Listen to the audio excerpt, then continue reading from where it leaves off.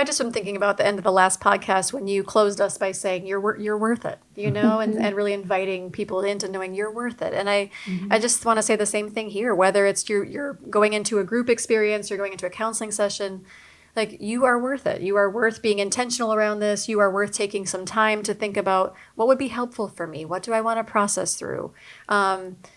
Bringing things, and thinking ahead of time a little bit. What do I want to bring? And taking that risk. But like you said, you're going to get out of it what you put into it. And just knowing you are worth taking up space. You're worth taking up space in that session, in that group. What you have to say, what you have to ask is valuable.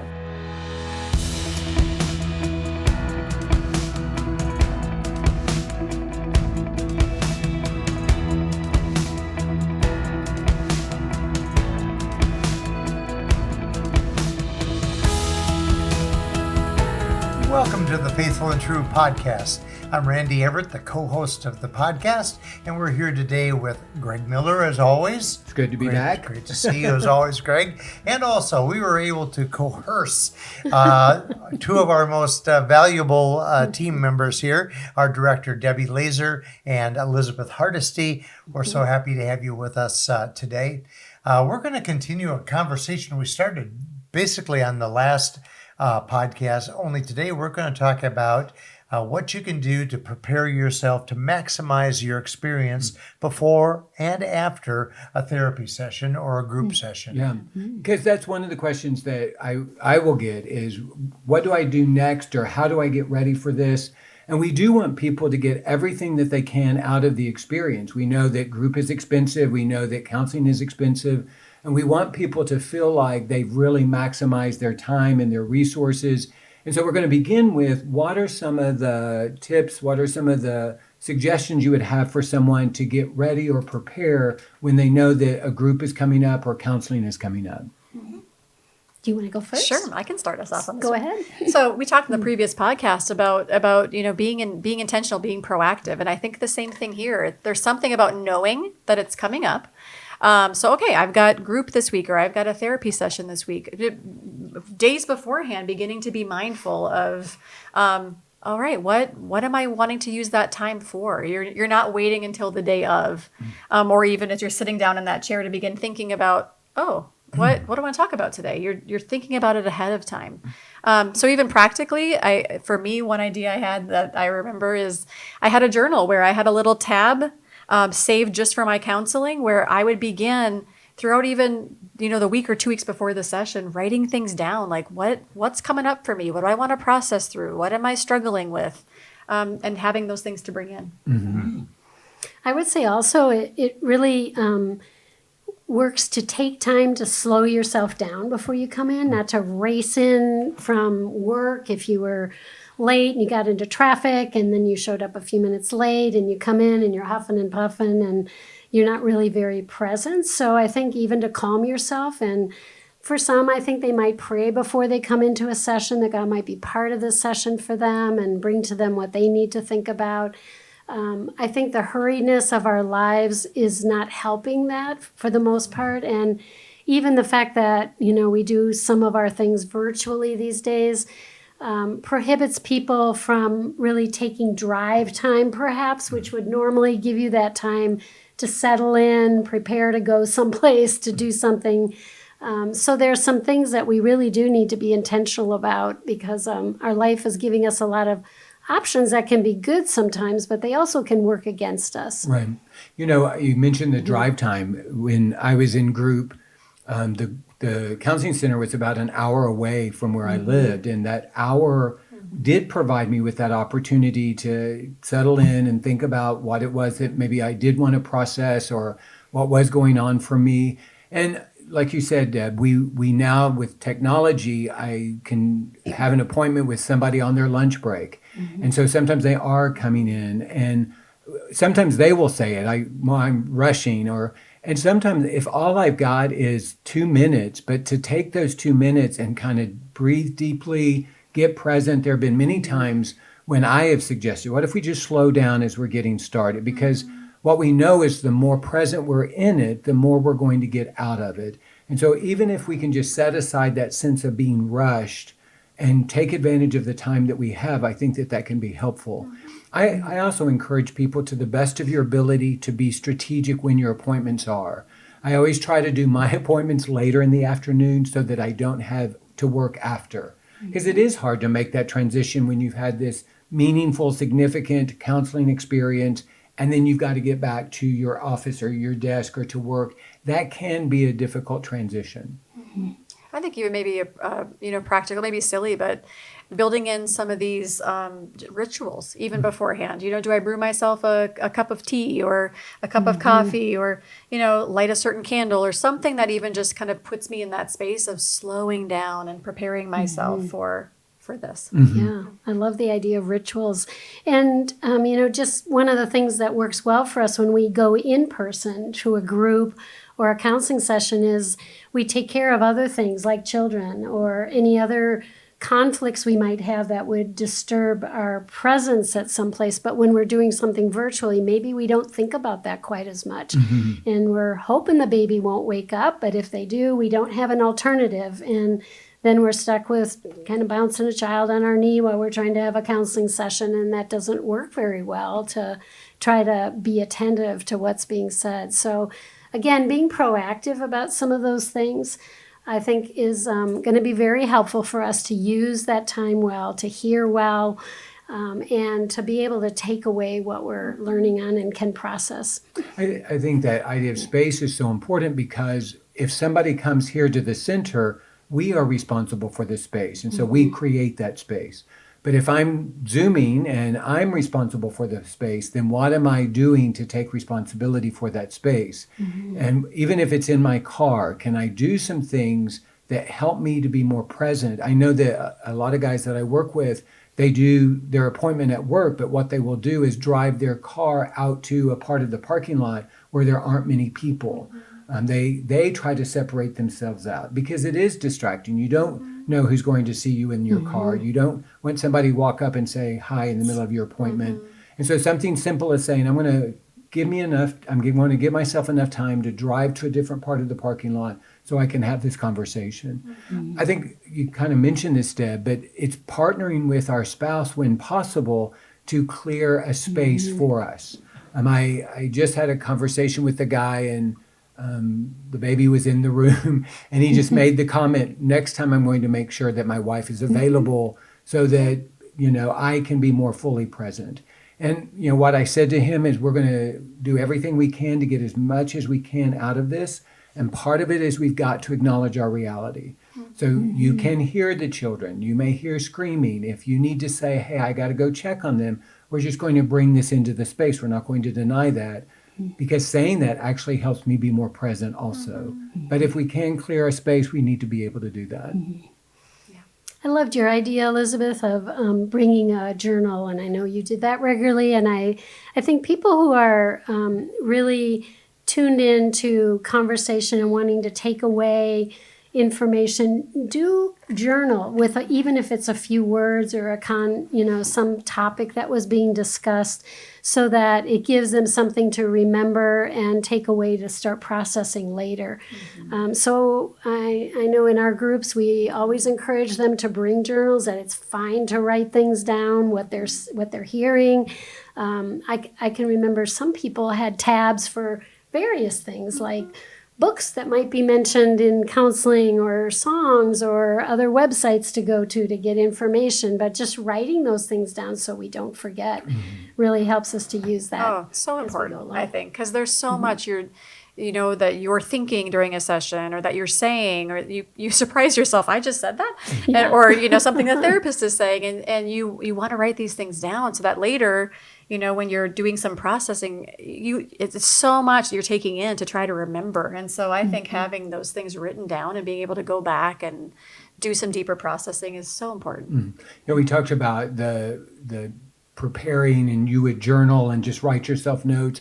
I really do think that's important. We just did a podcast on this being proactive in our care. But what may be true is there's a month between our appointments, and there may be something pretty significant that comes up that by the time that month comes along, it may not be as urgent, or I may not be as aware of it. But at the time it was significant, and I was telling myself, I need to do more with this.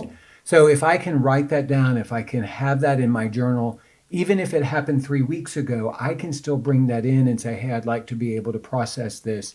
And so that's a way to take care of yourself.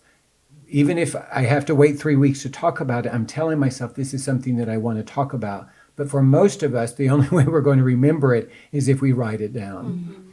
I also like it because I find I do give assignments so loose, like I say. I'm not one of those teachers that have consequences if you don't do your assignments. However, I recommend it if you want to keep working on your growth. So it's helpful to write those kind of things down, and it's really wonderful when they've taken the time to. It's usually about thinking about something or pulling in some old experiences that relate to something we've talked about, and they bring that the next time they come to a group or a counseling session. And then we're able to talk about that some more and find some more in-depth information about that, or in a group experience, have others with their input. So following through on assignments or reading or whatever it is that's recommended. And usually we forget if we don't write that down. At least I'll speak for myself. Right. I tend to forget. I think it's a great idea.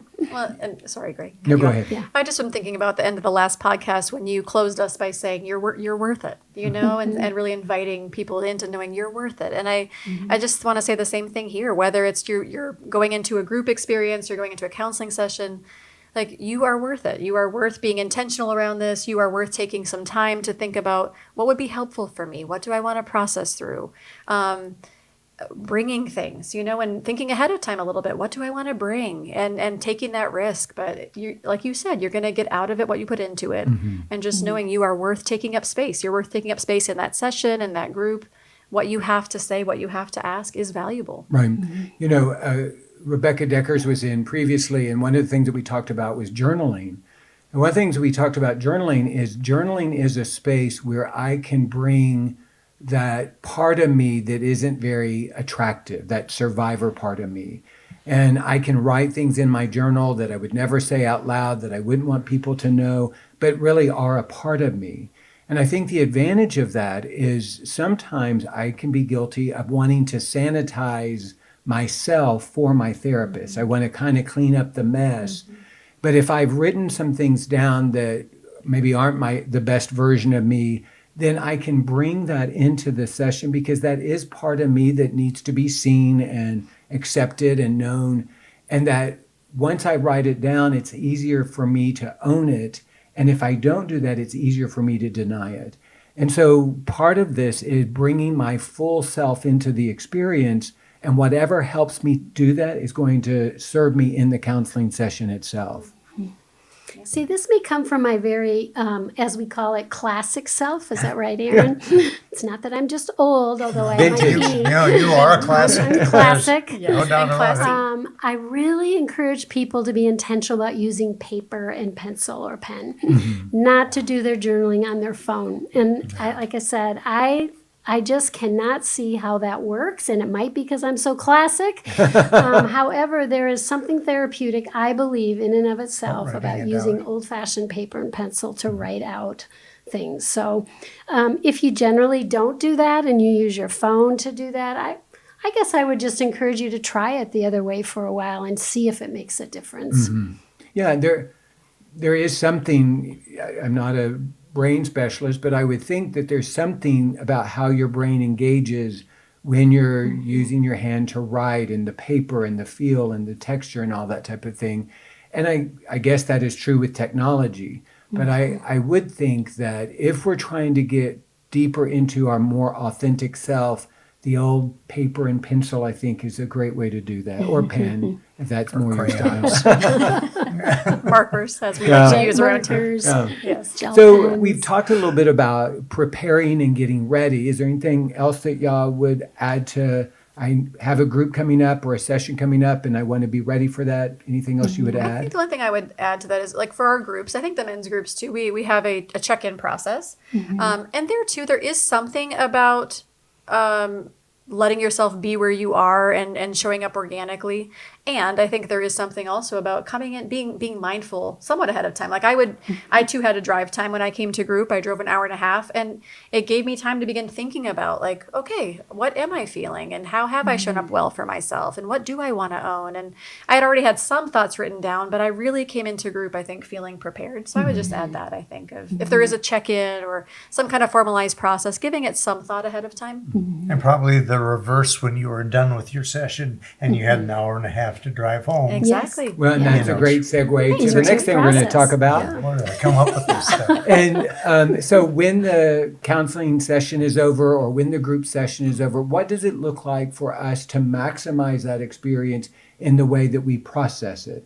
And kind of like what we've identified, I think part of it is taking time to be able to reflect on what it was that we just talked about or what we just experienced. Because if something quickly rushes into our brain, it has to push something out. And we can come back and recall it.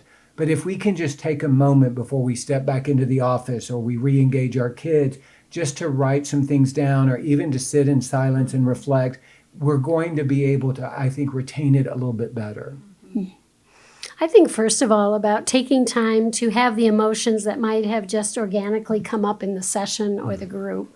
And usually there is something, whether it's anger or disappointment or a lot of sadness that's come up. I think we can too quickly, as life moves on and we're so hurried to get here and there, not finish or even start to really feel that emotion. And feeling it is what leads to healing it. And so it is really important to find that time. That's why I think drive time can be so precious, actually. And we might lose out on that again if we're doing things virtually and we're quickly re-engaged in life or dinner or kids or whatever.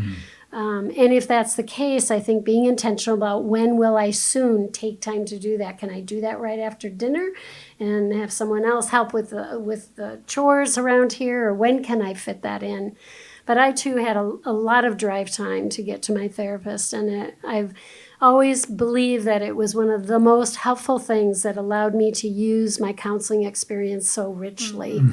So, and I love that you kind of mentioned this too, Greg, that there's choices. I mean, I would leave group or a session, and sometimes I wanted to just drive in silence, or even just sit in the parking lot in silence, and or I would pull out my journal and write a few notes down, or I would listen to some music that was really moving to evoke emotion, or I would call a safe person. I often would call someone from group or call someone and process through what was said in group or what I'm feeling. And so I think just recognizing too, there's all kinds of ways to be intentional with what do I do with what I experienced.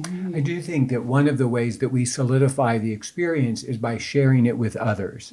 And so even if I was just in group with someone, that I could call them and process whatever it was that I was experienced, because by sharing that, I'm owning it more and I'm kind of taking it in.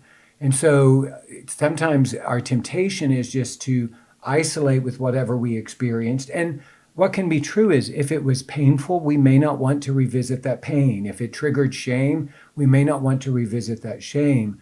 But the more that I include others in it, not only do I solidify the experience, but I also lessen my pain and lessen my shame. And, if I find myself not going, I don't want to tell anybody about this, I probably need to pay attention to what is getting triggered in me that I want to be able to not share it with someone. I'll just say I did that a lot, where I would leave group and I would feel so exposed. Like I would have a shame storm of what did I say? What are they thinking about me? And I would often call someone like, I'm having a vulnerability hangover. I need to process through and just get it out, versus all the way home having stories in my head and running away, isolating myself. Like, I'm not going to do that again. I would lean into that instead and be told, like, you're not too much. Come back next week. Yeah. and how about being prayerful? I mean, including what you just experienced with, Lord, help me process this. Help me let it make an impact, because when you put it, the things that feel so heavy, if you're putting it in the Lord's hands, it's a lot more easy to carry that weight. And the caveat I would add, though, is there are a lot of people who are in chaos in their relationship and in their spirituality And one of the things that we know is that a lot of people who come through Faithful and True have been hurt by the church, and part of their journey is re-engaging God in a safer way. And so we hear the word prayer, and we have this old context of what prayer is supposed to be. But I think that prayer is simply when I get present with myself and I invite God in whatever experience that might be to be present with me. And I do think that that is a way that we can nurture our own spirituality, to invite God to be with us wherever we are, trusting that God wants to be with us and that God has the capacity to be with us. I would say for those that they have spiritual practices that are meaningful for them, whether it's prayer or some sort of devotion, if it's meaningful for them to include that, that can be very helpful, because one of the things that we absolutely believe, and Deb has said this, is that this is a spiritual journey. And one of the things that we're wanting to do is to re-engage God in a way that is meaningful and transformative. And for a season, you may not know what that looks like, and it will be important for you to explore and see what might be possible. I think it's always helpful too to just have this conversation with ourselves about what did I learn that was really meaningful to me, and almost talk about it out loud with yourself. So it's like, this is what I learned today. This is what I'm really processing about, either something I want to work on changing because it is more congruent with the person I want to be, or I learned this about myself, or I was challenged to think about this about myself and actually to put that into words. So I do believe, again, good counseling and good group experiences will lead us to something changing in ourselves. And if we're not feeling that, perhaps, again, we're not putting enough into our counseling or our group. We're not bringing things to work on.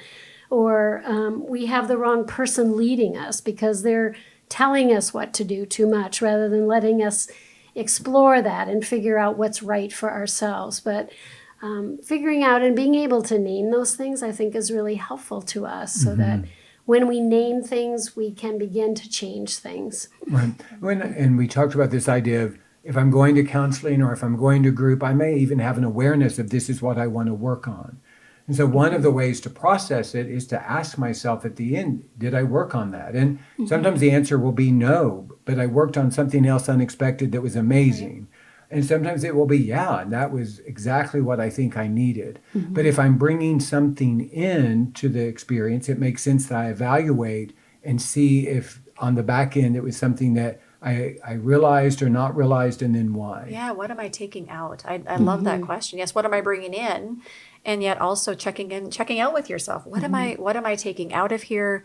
Yeah, I will sometimes with my groups ask that, like, what is a takeaway? And just having them check in with themselves of what am I thinking about? What am I going to reflect on? What is a next right step? What is this leading me to be more curious about or lean into?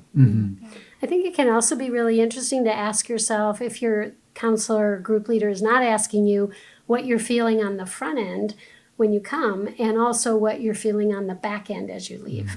And it's generally quite a bit different, and I think it's good to just notice that.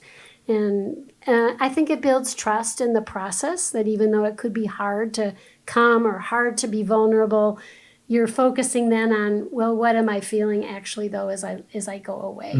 And generally speaking, it's positive. I think along that kind of checking out question, I think a great question is, and what am I needing leaving this? We do group check-ins, and one of the things that we check in is, what is the need? And at the end of the group, I'll ask, what are you needing? Because that reminds me that I do have needs, and then I'm responsible for meeting those needs when I leave here. And so if I left with a need, then I can take some time and reflect, how do I want to meet that need in a legitimate way going forward? But again, it's not just going to happen. I have to be willing to be intentional to pursue that. Now, one thing that we haven't specifically talked about that I think can be a part of this is, and how do I share this with my spouse? Just going to bring that up. That is a significant part of this. I've gone to group, I've gone to a counselor, and now I want to include my spouse, if we're assuming the spouse wants to be included. And there are cases, especially early on, where that's not true. But if my spouse wants to know about what's going on in my work, how do I include them in that? What does that look like? Well, first of all, let's talk about what it doesn't look like. Okay. And that is a total review of everything you talked about with your counselor. I think there is nothing in our book of policy that says that's what you should be doing to grow close to your spouse. And in fact, we need to know that there's some privacy in terms of things we do talk about in our own counseling and in our groups. That's possibly what makes it safe for us, is knowing that we don't have to share everything. Learning to share something, however, that I've learned about myself, not about other people, but what have I learned about myself? Maybe I learned how impatient I am because I didn't get time to share what I wanted. And there's this person in there that talks, and nobody stops them. I don't know. But that even in itself is information about something I learned about myself. Taking information about what I learned, one thing, two things about myself, I think is a very good way of sharing some of what you learned without the whole 9 yards. I also think the question we can ask ourselves of what would my motivation be for sharing this with my spouse? You know, that I what's my desire? My desire is I want to grow closer to you. I desire at some point along the way for you to know me. I desire to know myself, and then I desire for you to know me. And so I want to share these things, not all, but I want to share the parts that I want to let you into, and not need to, but I want to offer this to you. I also think if it was a meaningful experience, I know that there have been times in my own group or therapy experience where I got connected to some deep pain or some other emotion, and I actually experienced it in that context, then that would be something that I would want to share with Beth beyond the details of even what triggered it, but just to be able to share, I really found some deep pain or grief in the experience tonight. And part of it too is it's also about timing. You know, I know that, you know, Beth and I have this pattern that, you know, and we often say, when you're ready, I would love to hear how this thing went. And sometimes one of us will say, I do want to talk to you. I just need some time to process. And if it ever feels like it's a inquisition, or, you know, you're being asked and there's this additional agenda, that can feel very unsafe. And so we're not talking about, you know, interrogating your spouse about a session. We're simply asking about extending an invitation that you would love to know what's going on and what they're experiencing, and you would love to be included in that. I would say one of the things I notice with our couples that come here is there's probably far more initiation from the wife and far less from the spouse. And one of the things they would love is for the initiation to come from him about what he is learning about himself. I realize that's part of the intimacy disorder that he is dealing with, and sometimes she is as well. But ideally, as we're learning things, as we're changing, as we're liking more about who I am and how I'm growing, we will initiate that with people we love. And so hopefully we are not having to be asked all the time what went on in this session, but we're bringing home, if we can't share in the moment, we're saying, you know, I have some processing to do, but I'd love to go to dinner tomorrow night and tell you some more about what went on for me yesterday. Right. So initiating, I think, becomes a very good way of processing what we're learning with loved ones, whether it's a very good friend or our spouse or anyone. One thing I would also say is, talk about having a journal. If I'm writing myself notes in the session, one of the things I can write myself a note about is what I want to share with my spouse. Because sometimes at the end I go, what was that about? But if I have the note and say, okay, these are some things that I do want to be intentional to share with my spouse, I think that can be very helpful also. One other thing, we are kind of alluding to this, we don't have shame about going to therapy. There was a time, I think there was a stigma that if there was this mental health issue or you were seeing a therapist, that there was something wrong with you. And I think using your training analogy or your trainer analogy, we see this as a part of living life and the abundant life and emotional and spiritual health. So for us, it makes sense that we would just talk openly. Like if I go to a trainer, what I'm working on with my trainer, if I'm going to a therapist or I'm in a group, what I'm doing with my group with safe people. But there doesn't have to be this stigma of I'm going to a therapist. It can just be a part of the conversation of who I am. And we celebrate people who recognize that and no longer have shame about the fact that they go to see a therapist. Well, I'd like to pull the plug on the three therapists up here and thank everyone for joining us today on the Faithful and True podcast. We hope that you will visit our website, faithfulandtrue.com, for other resources and to find out and be able to register for our 3-day intensive workshops, the Men's Journey Workshop, the Women's Journey Workshop, and our 2 new Faithful and True Couples Journey Workshops. Until we meet with you again, we'd like to thank Debbie and Elizabeth for being our special guests today. And Greg, as usual, you were just wonderful. So until we meet with you again, we hope that this coming week will be a week that's filled with many blessings and with great vision.